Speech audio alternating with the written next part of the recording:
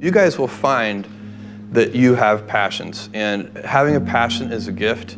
I think we all have passions, and you don't get to choose them, they pick you, but you have to be alert to them. You have to be looking for them. And when you find your passion, it's a fantastic gift for you because it gives you direction, it gives you purpose. You can have a job, or you can have a career, or you can have a calling. And the best thing is to have a calling. And if you find your passion, you'll have that, and all your work won't feel like work to you. Many kids and many grown-ups do figure out over time what their passions are. And sometimes we let I don't think it's that hard. I think what happens though sometimes is that we let our intellectual selves overrule those passions. And so that's what needs to be guarded against. My job, one of my jobs as the leader of Amazon, is to encourage people to be bold. And people love to focus on things that aren't yet working. And that's good, it's human nature. That kind of divine discontent can be very helpful. But it's incredibly hard to get people to take bold bets. And you need to encourage that. And if you're gonna take bold bets, they're going to be experiments, and if they're experiments, you don't know ahead of time whether they're going to work. Experiments are by their very nature prone to failure, but a few big successes compensate for dozens and dozens of things that didn't work. So bold bets, AWS, Kindle, Amazon Prime, our third-party seller business, all of those things are examples of bold bets that did work, and they pay for a lot of experiments. I've made billions of dollars of failures at Amazon.com, literally billions of dollars of failures. And you might remember Pets.com or Cosmo, or give myself a root canal with no anesthesia very easily. None of those things are fun, but they don't matter. What really matters is companies that don't continue to experiment, companies that don't embrace failure, they eventually get in a desperate position where the only thing they can do is make a kind of Hail Mary bet at the very end of their corporate existence. Whereas companies that are, making bets all along, even, big bets, but not bet the company bets. I don't believe in bet the company bets. That's when you're desperate. That's the last thing you can do. It's not. You could be out of work and have terrible work-life balance. Even though you've got all the time in the world, right. You could just feel like, oh my God, I'm miserable, and you would be draining energy. And so you have to find that harmony. It's a much better word. And I think for most people, it's about meaning. People want to know that they're doing something interesting and useful. And for us, because of the challenges that we have chosen for ourselves, we get to work in the future, and it's super fun to work in the future for the right kind of person. You need to be nimble and robust. So you need to be able to take a punch, and you also need to be quick and innovative and doing new things at a high speed. That's the best defense against the future.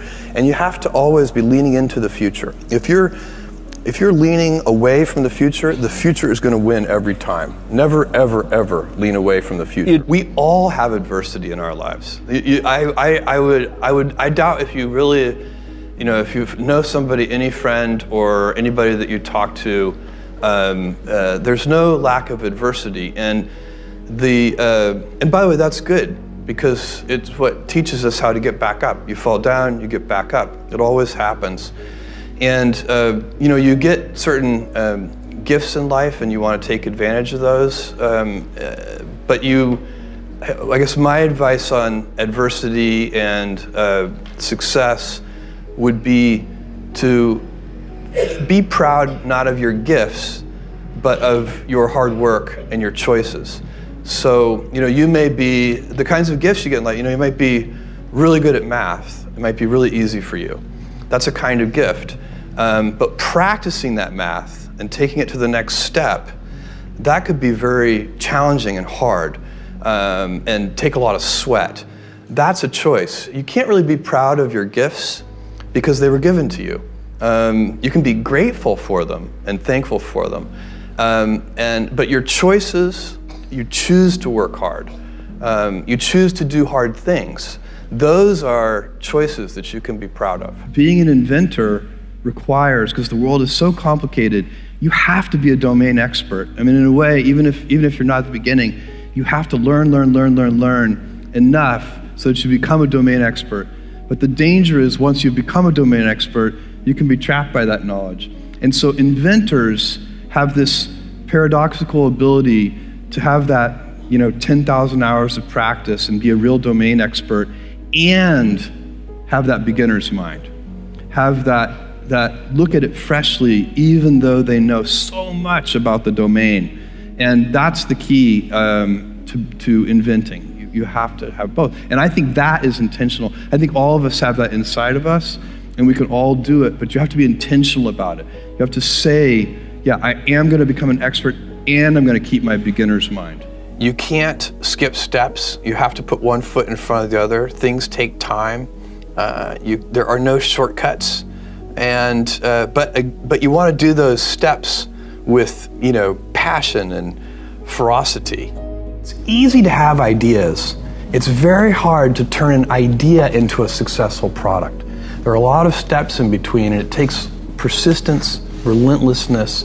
So I always tell people who think they want to be entrepreneurs, you need a combination of stubborn relentlessness and flexibility. And you have to know when to be which. And basically you need to be stubborn on your vision, because otherwise it'll be too easy to give up. But you need to be very flexible on the details, because as you go along pursuing your vision, you'll find that some of your preconceptions were wrong, and you're going to need to be able to change those things. So I think taking an idea successfully all the way to the market and turning it into a real product that people care about and that really improves people's lives is a lot of hard work. Don't try to chase what is kind of the hot passion of the day.